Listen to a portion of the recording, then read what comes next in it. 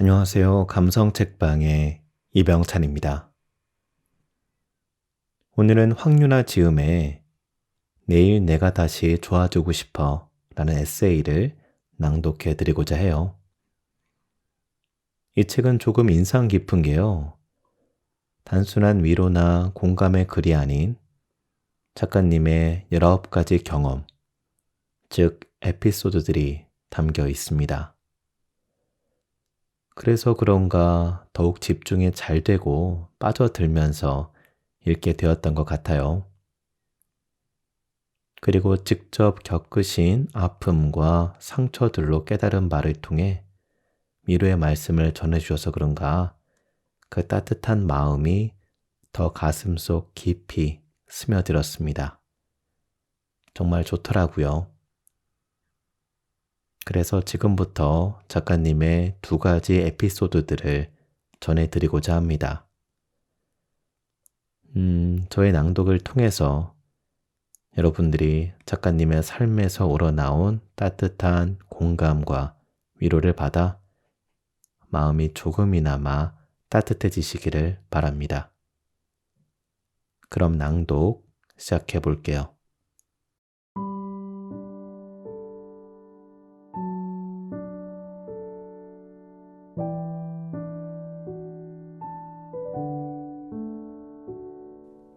크리스마스의 구원.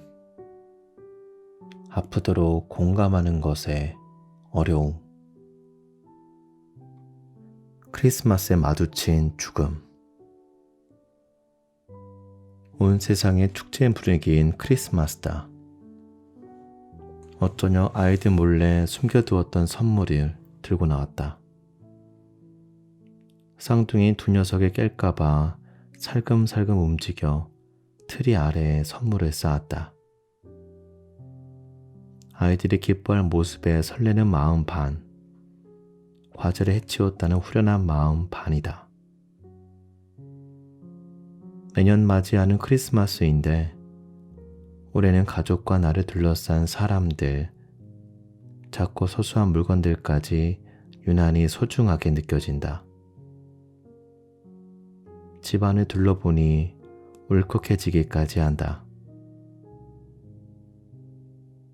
벌써 오전 6시, 마음이 급해졌다. 1시간 뒤면 아이들이 깨어날 것이다. 포장지며 리본, 테이프 등 산타표 포장의 흔적을 치웠다. 쓰레기를 봉투에 담고 점퍼를 대충 둘러입은 채 집을 나섰다. 엘리베이터 버튼을 누르자 금세 문이 열렸다. 백열등에 푸르게 빛나는 엘리베이터 안이 몹시 서늘했다. 아니 섬뜩했다. 겨울바람 때문일 거라고 단순히 얼버무렸다. 왜 그랬던 걸까? 예상외로 밖은 포근했다. 그러니 엘리베이터 속 시린 공기가 더 수상쩍을 수밖에 없었다. 밀려드는 묘한 기분을 털어내려 숨을 후 하고 길게 내뿜었다. 하지만 불길한 느낌이 쉬이 가시지 않았다. 쓰레기 수거함에 쓰레기를 던져놓고 터덜터덜 아파트 현관을 향해 걸었다. 마침 엘리베이터가 1층에 멈춰 있었다. 뛰어가 탈까 싶었지만 이내 그만두었다. 귀찮네. 다음껏 타지 뭐. 기왕 마음먹은 것 여유롭게 걸음을 옮겼다. 그새 엘리베이터는 다른 주민들의 부름을 받아 윙 하고 올라가기 시작했다. 할 일 없어 뒤돌아서서 멍하니 바깥을 바라보았다. 턱. 그 순간 평생 들어보지 못한 무겁고 둔탁한 소리가 내 귓전을 때렸다. 난데없이 위에서 사람 형상을 한 물체가 떨어진 것이다. 아니, 사람이었다. 상공에서 추락한 사람의 몸이 시멘트 바닥에서 무참히 지디겨지는 소리를 어떻게 묘사해야 할까? 죽음에 이르는 문을 향해 난폭하게 몸을 던지는 소리. 그것은 인간이 하찮은 언어나 문자 따위로 표현할 수 있는 영역 너머의 것이었다. 낙하 중이던 여성과 나 사이의 거리는 불과 4에서 5m 정도. 내가 위로 끌려 올라가는 것인지, 그녀가 곤두박질 치는 것인지, 시공간이 온통 뒤집히는 듯 했다. 그녀의 활짝 뜬 눈과 나의 놀란 눈이 팽팽하게 연결되었다. 그 축을 중심으로 온 세상이 어지럽게 돌았다. 소리에 이어 맹렬한 피냄새가 훅 끼쳤다. 한 사람의 몸에서 나온 피는 사방 2제곱미터의 공기 중을 비릿하게 채우고도 계속 흘렸다. 그렇게 잠시 나와 그녀는 차갑고 비좁은 시공간에 단둘이 갇혀 있었다. 엉겹과 같던 정막을 깬 것은 내 비명이었다. 눈꺼풀이 희번득 뒤집힌 채 허공에 대고 갖은 악다구리를 썼다. 사람이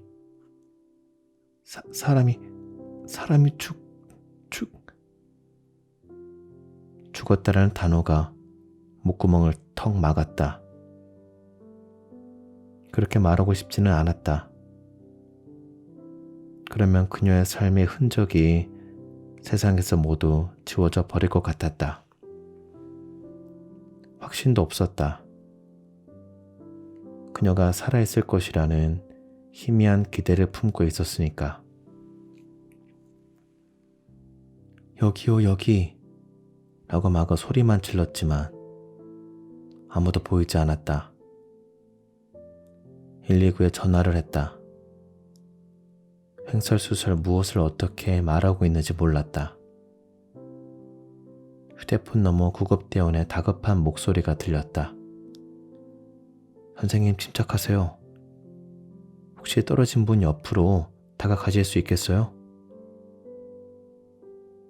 구급대원은 그녀가 숨을 쉬고 있는지, 몸의 온기는 남아있는지 확인해 달라고 했다. 그녀가 만약 살아있다면 심폐소생술을 할 수 있겠냐고 물었다. 나는 그 모든 물음에 아니요 라고 매몰차게 대답했다. 마치 예수를 3번 부정했던 베드로처럼 스스로가 버겁게만 느껴졌지만 그때 나는 그럴 수밖에 없었다. 그녀는 옆집의 아주머니였다. 3년 전 열려있는 현관문 사이로 아이들이 아장대며 도망친 적이 있었다. 아이들이 없어졌다며 혼비백산 울부짖던 중 살짝 열린 옆집 문틈 너머 앉아있는 녀석들을 발견했다. 그녀는 양볼 가득 사탕 문 아이의 손에 또 오곡과자를 쥐어주고 있었다. 그 뒷모습이 햇살처럼 곱고 따뜻했다.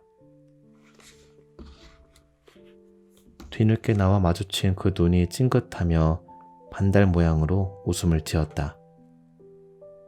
화사한 빛을 품고 있던 눈이었다. 불과 사나흘 전 엘리베이터에서 마주친 그녀는 전보다 많이 수척해진 모습이었다. 예의 바르게 웃음 짓던 그녀의 눈에 그늘이 드리워져 있었다. 나는 가볍게 눈인사만 건넨 뒤 층수를 표시하는 전광판에 시선을 꽂았다.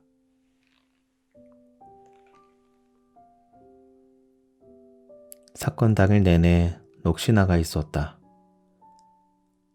크리스마스를 기념하는 특선 요리를 준비한답시고 저녁부터 법석 떨었던 게 무색했다.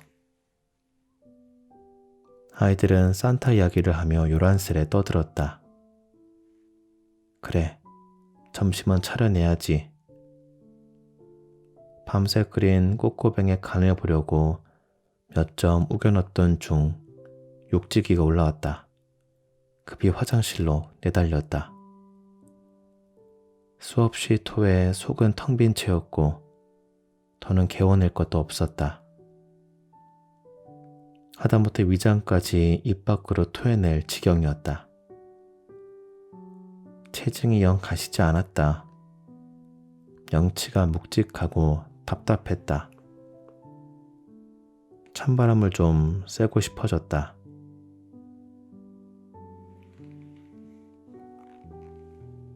현관을 열고 나와 복도식 아파트의 난간을 붙들었다.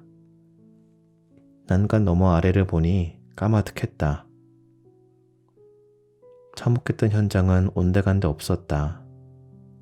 시뻘간 피가 흥건하게 번져나가던 자리는 어느새 잿빛 볼록을 드러낸 채 말끔히 치워져 있었다. 까르르 웃는 한 무리 아이들이 따스한 입김을 내뿜으며 그 위를 총총 밟고 지나갔다. 믿을 수가 없었다. 설마 모든 게 꿈이었을까? 정신이 아늑해진 나머지 난간 위에 손을 얹었다. 눈을 가늘게 찌푸린 채 힐끗 옆집 난간을 바라보았다. 맙소사, 사람의 까만 발자국이 선명하게 찍혀 있었다. 흠칫 놀란 나는 손을 뗐다. 콘크리트 난간을 물컥 눌리며 늘어지는 듯한 착각이 들었기 때문이다. 난간이 스스로 허물어지며 그녀에게 길을 내준 것인가?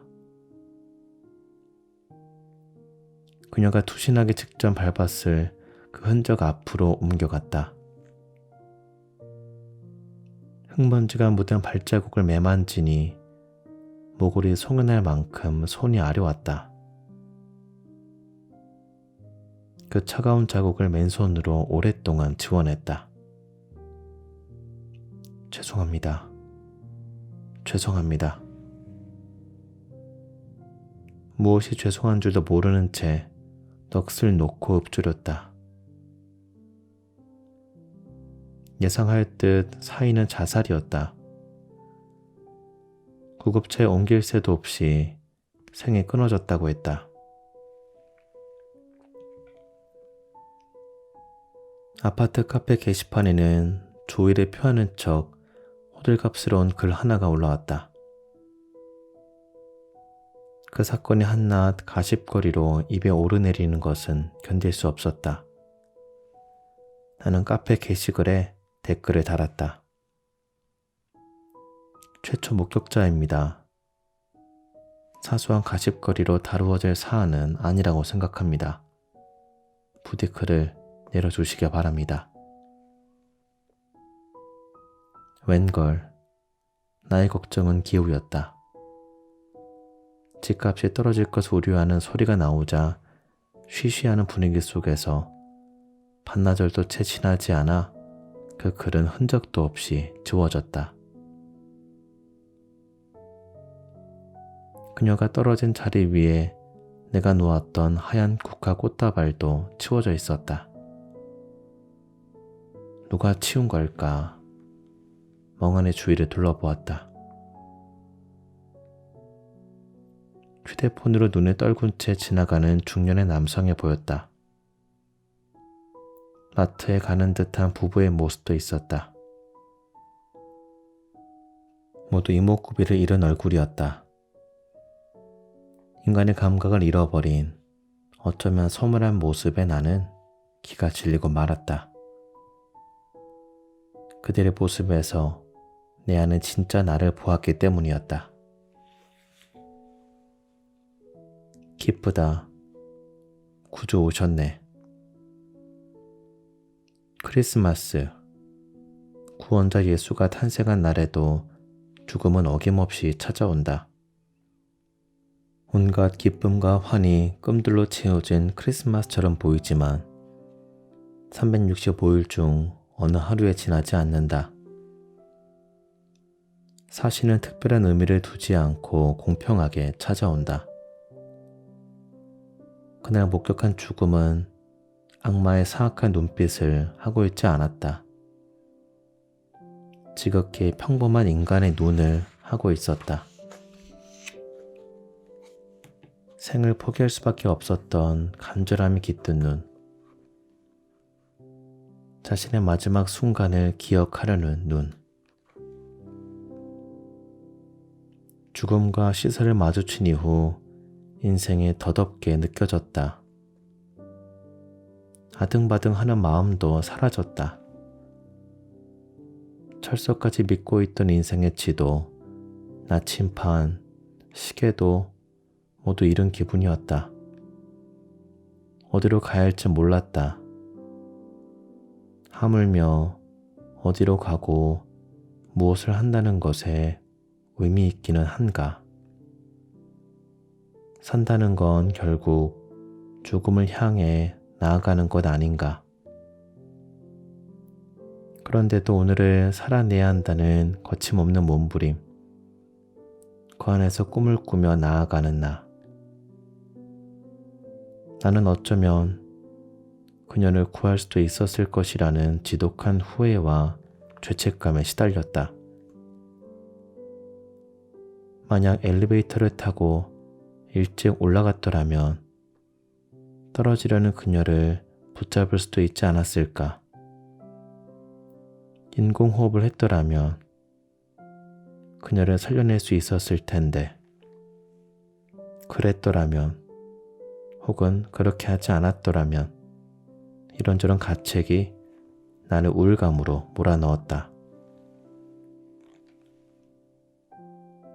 우울을 보여주는 반타블랙. 우울에 색깔을 입힌다면 반타블랙이 아닐까 생각한다. 세상에서 가장 검다는 반타블랙. 이 색에 칠해진 곳은 깊이나 높이에 상관없이 평면처럼 보인다. 깊이라 할 수 없는 반타블랙에 자칫 발을 헛디디는 순간 허공이고 나락이다. 배꼽 언저리가 저릿하게 조여오며 떨어지고 있다는 느낌에 지배당한다. 붙잡고 버틸 만한 것이 그 어디에도 없는 막막함. 그 안에 닫혀버린다. 이유를 찾고 싶었다. 왜 숨쉴 구멍에 막혔는지, 숨통을 조인 것이 무엇이었는지 묻고 싶었다. 끝내 죽음을 택할 수밖에 없었던 절박함을 달래주고 싶었다. 그럼에도 불구하고 살아야 하는 이유를 더듬더듬 찾아내야 했다. 집을 오갈 때면 매번 그녀가 떨어진 자리를 스친다. 말끔하게 정돈된 가지를 떨군 화렵수와 봄철이면 잎을 퍼뜨릴 조경수가 양옆으로 있는 앙상한 좁은 길이다. 물리 돌아갈 수도 있었지만 그렇게 하지 않았다. 처음에는 무서웠다. 콘크리트 바닥에 그녀의 분노와 원한이 고스란히 새겨진 것 같았다. 그 자리를 디디면 반타블랙의 검은 늪이 발목을 잡아채는 듯 했다. 그럴 때면 저승으로 향하는 구덩이에서 나 또한 필사적으로 발버둥 쳐야 했다. 하얗게 질린 여인이 검은 눈에 번쩍 뜨고 비명을 지르는 듯 했다. 살려줘 라고 절규하는 듯한 그녀의 마지막 눈빛이 나를 원망하는 듯 했다. 한 달쯤 지났을까. 그 자리를 지나는데 심장 언저리가 저릿해왔다. 마음이 애끓었다고, 샛길조차 찾지 못해 막막했다고, 누구에게도 다가가지 못했다고, 누군가 다가올수록 뒤로 물러섰다고 차마 얘기하지 못했을 여인의 물은 속내가 들리는 듯했다. 내 안의 공포를 밀어내는 연민이 가슴에 스쳤다. 다시 한 달쯤 지나자 나는 그녀의 반타블랙에 말을 걸기 시작했다. 저도 그랬어요. 이 수령은 하늘도 바닥도 없다는 외로운 좌절에 빠졌어요. 웅크렸어요. 고개를 쳐박았어요. 신발을 신었지만 나갈 수 없었어요. 바람까지 나를 밀어내는 것 같았으니까요. 내가 살면서 경험했던 우울은 우울함이라는 감정이 아니었다. 기쁨, 슬픔, 분노로 채색된 감정을 모조리 잃은 상태였다. 무의 공허, 삶을 비롯한 모든 것에 대한 집착과 욕망이 사라지는 것, 아니 스스로 놓아버리는 것이었다. 그럴 때면 어떤 위로나 조언, 책과 강연도 도움이 되지 않았다. 이 상태가 영원히 계속될 것만 같았다. 이대로 생을 끝내고 싶다는 유혹이 들었다. 왜 살아야만 하는가? 이 부름은 인생이 언제 어디서든 불쑥 찾아왔다. 오늘이 아니면 내일, 지금이 아니면 잠시 후 또 나를 덮쳐올지 모른다. 7층. 나는 그녀가 섰던 자리 앞에 다시 서보았다. 여전히 까마득한 높이였다.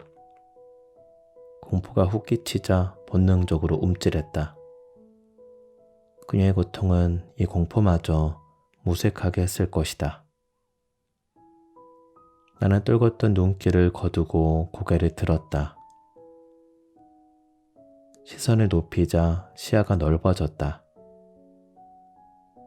맞은편 아파트의 현관에서 아이들 서너시 우르르 쏟아져 나오는 모습이 보였다. 아이들보다 불쑥 큰 캐다리 나무 사이로 파랗고 맑은 하늘이 보였다. 구름 사이마다 새는 빛이 저렇게 곱고 아름다운데 그녀가 저 하늘에 봤다면. 날이 따뜻해지고 있었다. 그녀의 자리도 전처럼 시리지는 않다. 아마도 나와 다를 바 없는 속을 지니고 있었을 한 인간이 남긴 흔적에 공감을 더했기 때문인지도 모른다. 배타적인 공포, 값싼 호기심과 어설픈 동정, 우위에 서는 듯한 연민, 그녀를 구원할 수 있었을 것이라는 오만 등 그동안 품어왔던 모든 감성이 부끄러웠다. 나 역시 각양각색의 난간 앞에서 수없이 망설였던 존재이지 않는가. 스스로 목숨을 버린 자는 죽어서도 고통을 받는다는 말이 있다. 설마 만물의 이치와 만사의 지혜를 알고 계신 신이 그렇게 편협할까? 자신의 고통을 스스로 감당한 인간에게 조악한 잣대를 들이대며 앞뒤 맥락을 잘라낼 분은 결코 아닐 것이다.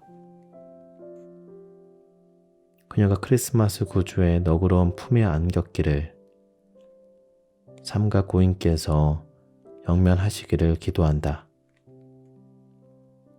그녀가 떠나간 자리 위에도 이제 막 꽃이 피어나는 중이다. 봄이 오고 있다. 나를 구원하는 법. 사건 이후 진짜 두려워진 것은 죽음 그 자체가 아니었다. 인생의 마지막 순간 제대로 살지 못했다는 생각, 기쁨도 의미도 없는 삶을 살았다는 후회가 밀려올까봐 두려웠다. 원했던 삶을 살아가고 있지 못할지언정 최소한 원하는 방식대로 삶을 꾸려가고 싶었다. 그렇게 살 수 있다면 죽음 앞에서 조금은 유연해질 수 있지 않을까 하는 얄팍함으로. 그래도 왜 살아야 하는가 라는 물음에 대한 정답은 결국 찾지 못했다. 어떻게 살아야 후회하지 않을지 아직 모른다. 죽음에 수천 가지 이유가 있듯 삶에도 수천 가지 이유가 있으리란 믿음으로 버티고 있다. 사람마다 사는 목적과 이유가 다르다. 배우겠다고 나서 보았자 그건 그들의 길이었다.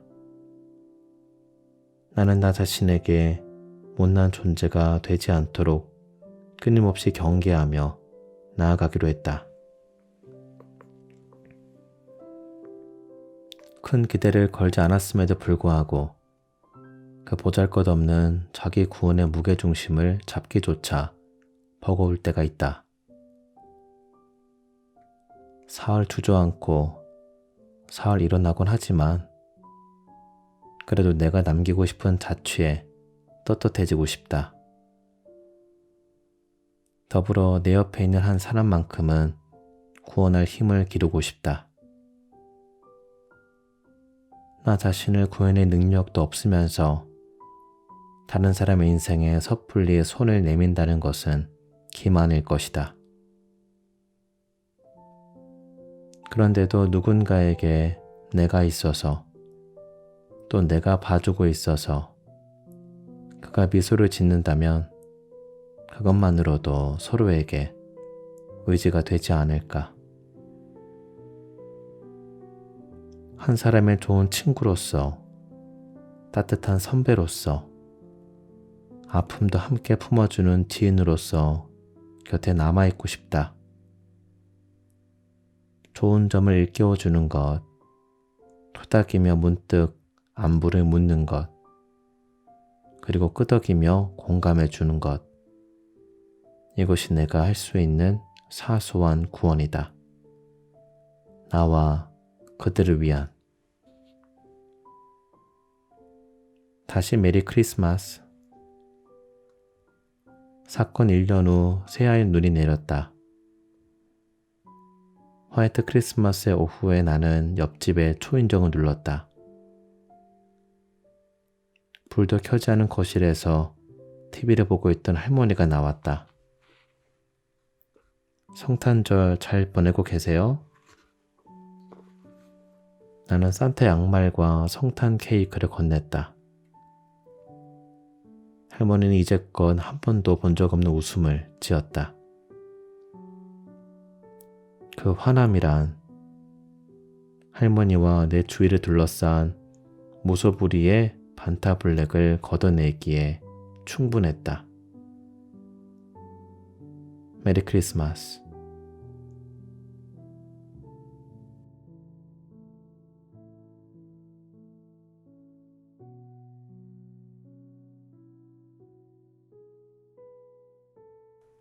어여쁜 구김살, 생긴 대로 사는 법. 나는 아웃사이더를 택했다. 그냥 어렸을 때부터 사람들이 저를 이상하게 안 좋아하더라고요. 묘하게 그늘졌다나요? 드라마 동백꽃필 무렵의 동백의 대사이다. 또한 내 인생의 가장 큰 서러움을 단 한 줄로 정리한 문장이기도 하다. 응달에 떨어진 양말 한 짝처럼 나는 늘 멋졌고 어색했다. 어느 구석에 있더라도 어울리지 않았다. 어디에 놓이더라도 분위기를 어둡게 했다. 고깃고깃 주름진 부분마다 그늘에 서려 있었던 까닭이다. 세상 태평한 듯 사는 이들 곁에 서면 내 어둠은 더 도드라져 보였다. 지저분하게 묻은 흙먼지와 때를 감추며 살기엔 세상이 너무 밝았다. 못난 마음에 다름질한다면 달라질까? 도움을 받기 위해 신경정신과를 찾았다. 세상 시름 한번 겪어보지 않은 것처럼 편안해 보이는 의사는 내 증세와 딱 맞아떨어지는 병명을 찾아냈다. 사회 불안장애. 사회 알레르기의 곤란함에 대하여. 사회 불안장애란 타인과 함께 있을 때의 불안 정도가 일상생활에서까지 불편을 초래하는 장애 증상이다. 대중 앞에 서는 게 두려운 무대 공포증도 사회 불안장애의 한 부류다. 심하면 사람과의 대면 자체를 무서워하는 대인 공포증이 된다. 쉽게 말해 사회 알레르기라고 할 수 있다. 한번 보고 마는 사람보다 관계를 유지해야 하는 사람과의 대면을 더 두려워한다. 그래서 아는 사람과 있는 게 되려 불편하다. 눈을 마주치면 동공 너머의 내 마음을 지킬 것 같다. 지금 어색하게 웃고 있는 건 아닌지 신경 쓰일 때도 있다. 웃고 말하는 인매를 다듬을수록 입꼬리는 이상하게 일그러졌다. 컵을 들어올리는 손 모양을 의식해 로봇처럼 삐걱대며 움직일 때도 있었다. 나를 한심하게 여기겠지라고 생각하면 공포가 몰려왔다. 정신은 곤죽이 되어 다른 데 쏟아야 에너지가 남아나지 않았다. 만남 후에는 말실수를 하지 않았는지 걱정되었다. 그 말을 왜 했을까 후회하고 허튼 소리로 상처 주지는 않았는지 내뱉는 단어 하나하나를 다시 꺼내 검열해 보았다. 누군가의 기분이라도 상하게 했을까봐 다음 만남에서는 눈치를 살피기 일쑤였다. 혼자 있는 시간이라고 마냥 편한 것도 아니었다. 한 사람 한 사람 배려하는 태도는 마땅히 대접받아야지만 사람들은 그런 나를 오히려 부담스러워했다. 우리 속 나의 존재감은 점차 희미해져 갔고 사람들은 내가 그 자리에 있다는 것조차 잊어버렸다. 자존심은 사정없이 무너져 갔다.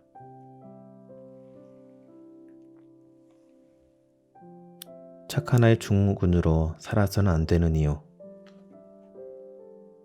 사회 주눅든 나, 음주로 자꾸 기어드는 나, 그늘에서만 서성거리는 나, 나는 이런 내가 싫었다. 나에 대한 나의 거부감은 역설적이게도 이를 악물게 했다. 세상에 나가보자는 다짐 대신 진짜 나를 감추고 가짜 나로 나가기로 했다. 진짜 나가 상처받으면 안 되니까 가짜의 나를 만들고 다듬었다.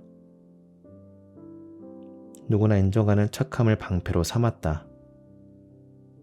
친구를 잘 도와주고 어른들 말 잘 듣고 순종하는 나로 개조했다. 그래서 나의 유년 시절은 안쓰러울 정도로 필사적이었다. 둘째가라면 서러울 정도로 착한 아이. 그게 바로 나였다.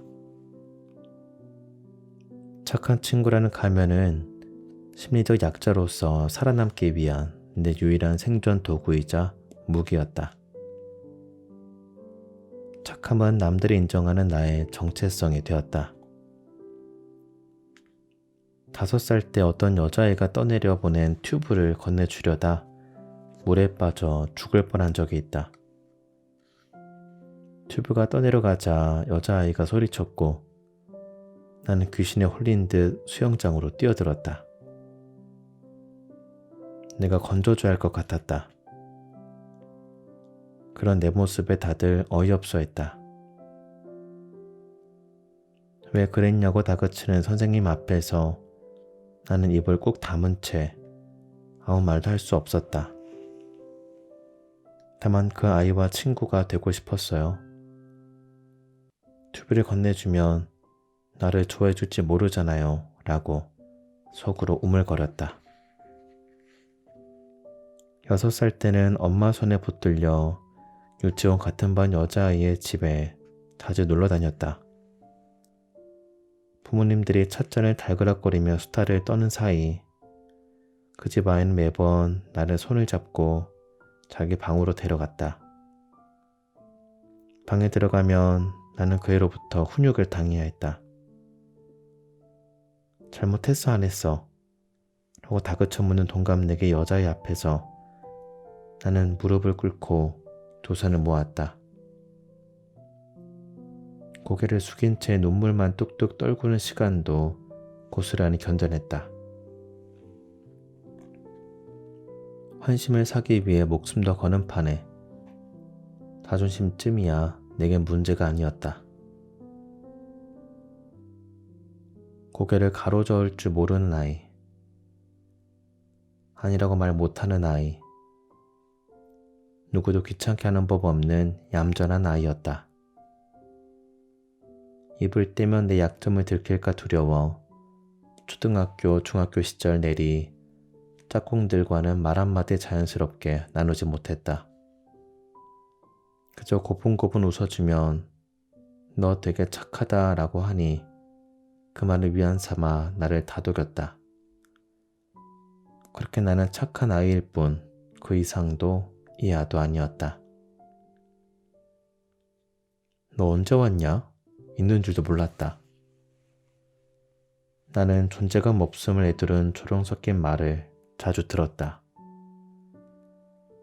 가끔 싫은 기색이라도 내비칠 때면 거친 한숨이 돌아왔다. 너 그렇게 안 봤는데 생각했던 이미지랑 완전 다르네. 이런 말엔 나는 움츠러들었다. 더 착하지 않으면 안 됐다. 그러자 친구들의 무시가 나를 덮었다. 1학기 때 친했던 친구가 2학기가 되어서는 내 책상을 발로 꽝꽝 차기도 했다. 왜 아침에 집 앞까지 데리러 오지 않았냐와 같이 시답지 않은 이유로 그 아이의 관역이 되어야 했다. 빌려온다던 체육복은 어떻게 됐느냐는 등 윽박지르는 정도가 신압으로 심해졌다. 날 안쓰럽게 여긴 몇몇 아이들이 물었다. 맨날 그렇게 놀려 사는 거 힘들지 않아? 그 애들이랑 왜 노는 거야? 네 면상 된장찌개 갖다가 놀리는 애랑 말 섞고 싶어?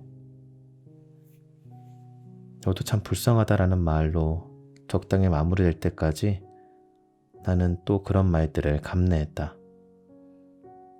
그저 괜찮다는 웃음을 지으면서 그러면 나를 더 나쁘게 몰아가지는 않을 테니까. 난 나름의 자구책을 찾은 것이다. 끝내 꺼지지 않은 그놈의 자존심에 이따금 불길이 이는 고통만 참아내면 될 일이었다. 대학 때 어느 선배가 일침을 놓았다. 너랑 대화하고 있으면 마치 벽을 보고 말하는 기분이야. 넌 무슨 인형이냐? 선배의 말이 화살처럼 날아와 전곡을 찔렀다. 그랬다. 나의 말과 내면 사이에는 늘 괴리가 존재했다. 오랜 시간 대화를 나눠도 진짜 나를 드러내지 않았으니까. 나쁜 모습을 보여서는 안 된다는 강박과 예쁘게 보여야 한다는 일념으로 똘똘 뭉친 과장된 나였다. 정확한 지적을 당하자 숨겼던 내 모습을 들켰다는 자괴감이 들었다. 그날을 끝으로 그 선배와는 다시 연락하지 않았다. 이후 나는 스스로 사람들과의 관계를 하나둘 단절해 나갔다. 애써 노력해 하는 관계가 버겁고 불편했다. 학창시절 얕게 유지되던 친분은 사회인이 되는 순간 더는 남아있지 않았다. 그런데도 항상 누군가에게 인정받길 원했다. 인정에 대한 내적 갈구는 커져만 갔다. 나 자신을 용납하지 못하는 내가 과연 그럴 자격이 있는지 의문스러웠지만 늘 불안하고 외로웠다. 오로지 혼자이고 싶었지만 혼자여서 괴로웠다. 땅에 뿌리 내리지 못한 채 둥둥 떠있는 기분이었다. 모두가 나를 싫어하게 된 상황에서 모두 나를 좋아해주길 바라는 이 심리, 대체 무슨 아이러니인가. 내 안 깊은 곳의 생각과 마음은 결코 아름다운 것이 아니다. 저 사람과 가까워지고 싶지만 점점 더 가까워져 나의 진짜 모습을 알게 된다면 그래도 저 사람은 내 곁에 남아 있을 것인가? 높은 자기애와 낮은 자존감. 수줍음은 자기의 결정체이다. 나는 내성적인 사람이 아니라 다른 사람의 눈에 어떻게 비칠까 극도로 예민하게 신경 쓰는 사람이었다. 자연의 삶의 무게중심은 나 자신이 아닌 타인에게 가 있었다. 상대에게 내 우위를 허락하며 나 스스로 자세를 낮췄다. 그들이 반사하는 내 모습을 나의 자아상으로 만들었다. 내가 태어나고 자라는 동안 어른들이 빚어준 내 모습은 못나고 혐오스러웠다. 왜곡된 자아상을 숨기기에 급급해하고 전전긍긍하느라 진짜 내가 어떤 모습인지 들여다보지 못했다. 목이 무서웠고 볼 수 없을 정도로 흉측할 것 같았다. 그로 인해 말을 잃었고 몸은 굳었다. 행동거지는 점점 부자연스러워졌으며 경직된 자세 때문에 다른 사람들의 진심에 귀를 기울이지 못했다. 진정으로 공감한 적도 없다. 내게는 그럴 여유나 에너지가 전혀 없었던 것이다. 추한 구김살을 감추느라 전전긍긍했던 나에게 진정한 친구 하나 남지 않은 것은 당연했다. 자존의 성장판이 닫히면 우리는 자존감이 인간관계의 모든 문제를 해결해주는 만능 열쇠라도 되는 양 숭배한다. 나같이 자존감 낮고 자존의 영역이 비좁은 사람은 인간관계나 사회생활의 부적격자로 여겨진다. 루저를 자처하는 사람이 되고 마는 것이다. 그런 의미에서 생각해보면 자존감이란 잘 팔리는 자신을 만들기 위한 허상일 뿐이다. 철학자 에리 프롬은 자존감에 대해 비판적인 태도를 보인 바 있다. 그는 자존감이 높은 사람은 결국 모든 사람이 좋아하는 인격을 가지고 있는 사람이라고 했다. 인성도 뛰어나야 하고 사회가 요구하는 긍정 에너지도 갖추고 있어야 한다는 것이다. 그러나 자존감이란 타인에게 갈구함으로써 얻어지는 것이 아니다. 자존감 높이는 비법이 궁극적으로는 남들에게 인기를 얻는 법, 남들이 좋아하는 사람이 되는 법이라니 참 아이러니한 일이 아닐 수 없다. 남이 나를 높게 사면 내 자존감이 올라가는 것이라고 믿는 때가 있었다. 상대는 어떤 대상으로부터 평가절하를 당하면 내 자존감은 바닥을 쳤다. 그러나 나의 영역을 수호하고 내 안에서 내 소임에 충실한 것만으로도 칭송받아 마땅한 일이었다. 때로 세차고 때로 약한 물이 지나간 자리에 남는 것은 결국 나 자신뿐이었다. 물론 남들의 칭찬과 인정에 기분이 좋아지는 것은 지극히 건강하고 자연스러운 일이다. 그러나 무엇이 그들을 특별하게 만드는지 의문스럽다. 타인들 역시 나와 같이 불완전한 존재이자 인간이지 않는가? 전지전능한 신도 아니고 처분을 내릴 재판관도 아니다. 시비를 가릴 감독도 아니다. 애초에 나 아닌 다른 사람들이 내 자존감에 점수를 매길 수 없다. 남에게 나를 판단할 힘과 권리를 주어서도 안 될 노릇이다.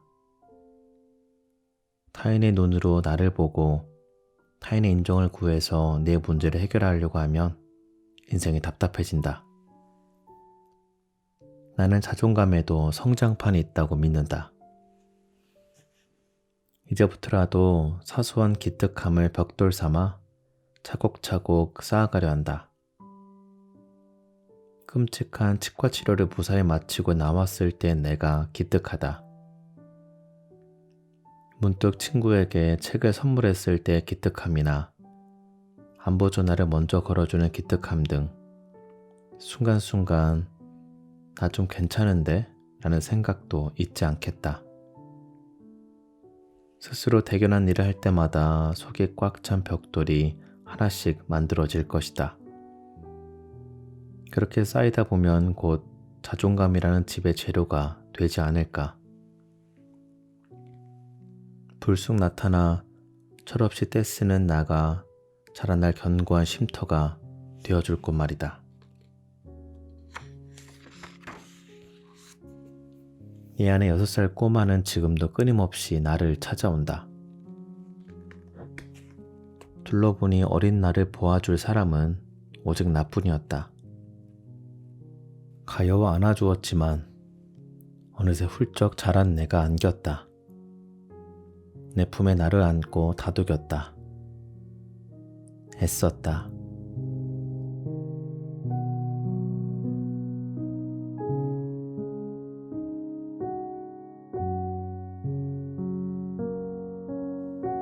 네, 황윤아 지음의 내일 내가 다시 좋아지고 싶어 일부분을 낭독해드렸습니다. 잘 들어주셨나요? 낭독을 하면서 저는 참 마음이 아프고 슬펐습니다. 직접 겪어보지는 못했지만 만약 제 눈앞에 그런 끔찍한 일이 일어난다면 어땠을까? 그 일을 겪으신 작가님의 심정은 어땠을까? 감히 상상할 수 없겠더라고요. 그리고 이웃을 구하지 못했다는 스스로의 자책감 또한 작가님의 마음을 얼마나 괴롭혔을까 생각을 하니 마음이 정말 아팠습니다. 그리고 작가님의 학창시절의 에피소드들을 읽으면서 공감이 정말 많이 갔어요. 저도 그랬거든요. 남들에게 미움받고 싶지 않은 마음에 항상 저를 낮추고 착해지려 노력했습니다. 그것이 나를 위한 무기라고 생각했거든요. 하지만 그럴수록 사람을 만나는 게 너무 힘들고 또 그러다 보니 점점 꺼려지게 되더라고요. 그래서 이를 극복하기 위해 아무리 부족한 부분이 있더라도 스스로를 더욱 사랑하고 그저 생긴 대로 살아가려 노력했습니다. 혹시 남들에게 착해지려 부단히 노력하고 계신 분이 있으신가요? 그러한 노력은 정말 귀하고 존중받아야 합니다.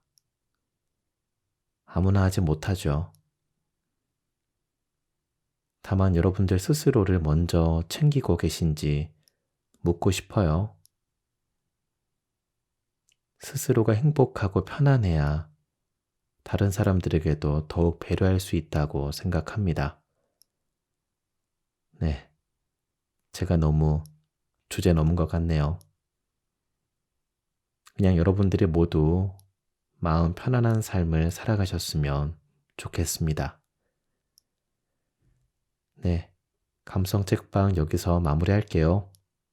끝까지 들어주셔서 정말 감사드립니다. 여러분들, 잘 자요.